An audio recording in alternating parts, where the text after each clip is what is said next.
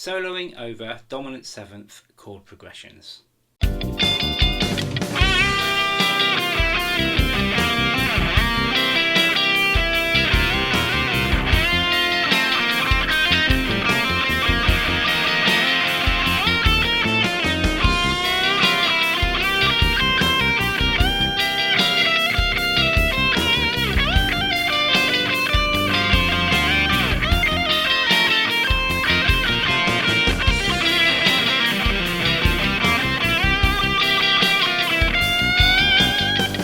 Now, if you've tried soloing over a 1-4-5 dominant seventh chord progression, and by that I mean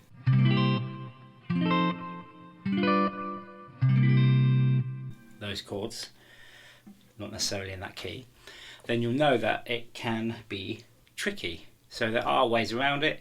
You can play the Mixolydian mode, you can change from the major pentatonic to the minor pentatonic, but I've got a much easier way. So just to explain what I mean, here is the dominant seventh chord, and we're doing this in C7, okay?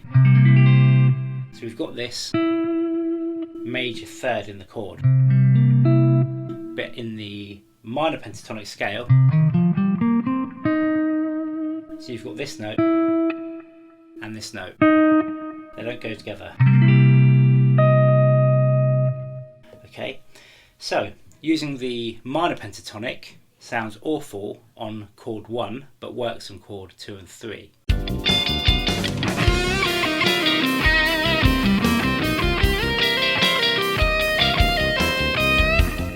So what about using the major pentatonic?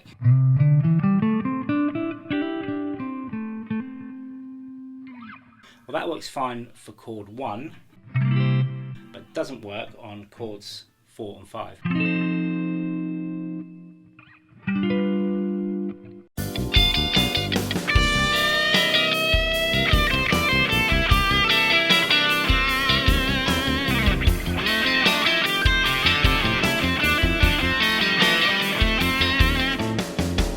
So there's a very simple way of soloing and improvising over dominant seventh chord progressions. So I'm going to show you one pattern that we simply move around. So the first chord in our progression was C7. So the first note we're going to play is C, but we're not going to play C with our first finger, we're going to play it with our third finger. And this is the pattern. So on the G string, it's 5-3. On the D string, 5-3. Then on the A, 7. You can play G 5-3, D 5-3, D 2.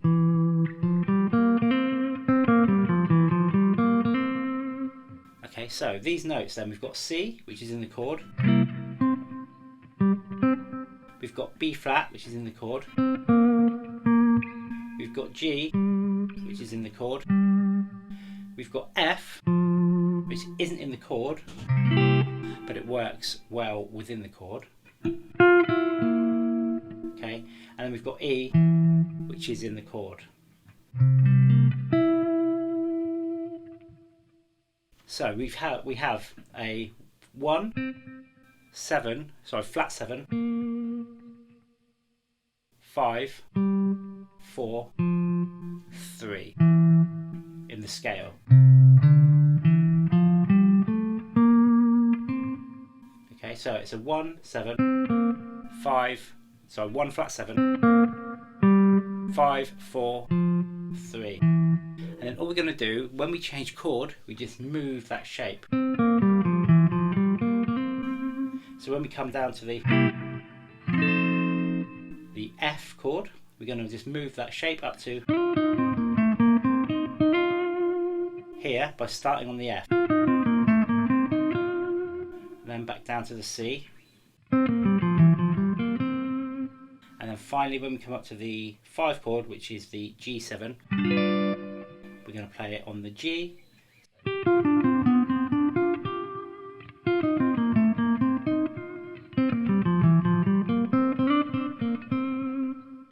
Now, obviously I'm showing you where we're starting here on the G string, but you can move that pattern anywhere. So if I'm playing with starting on the C, you can play it up here. obviously because the G and the B are tuned differently as in the interval than the other string pairs, we don't play exactly the same pattern in terms of same fret, but it is the same note. Or here.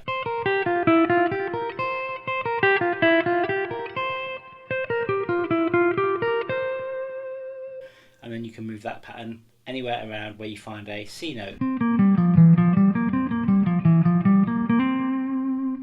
And again, when you're moving that around, so if I'm playing here in C, and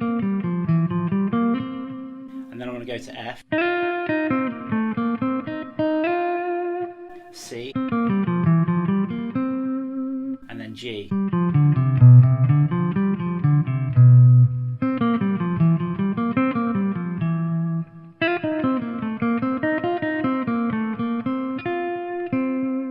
And then back to C.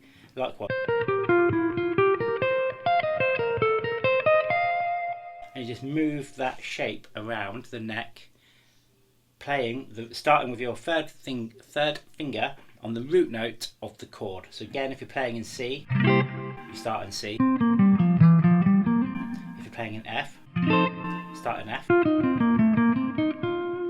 If the chord is G, start on G, etc. And you can apply that to any of the dominant chords. So with these patterns, you don't just have to stay in one place. You can link the patterns up. So this is in C.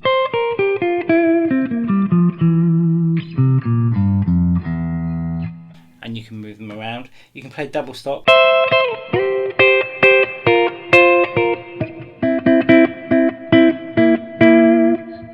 And there are various other ways of using them. You don't just have to stay in one place. You can move it around, link the patterns up and use it quite creatively.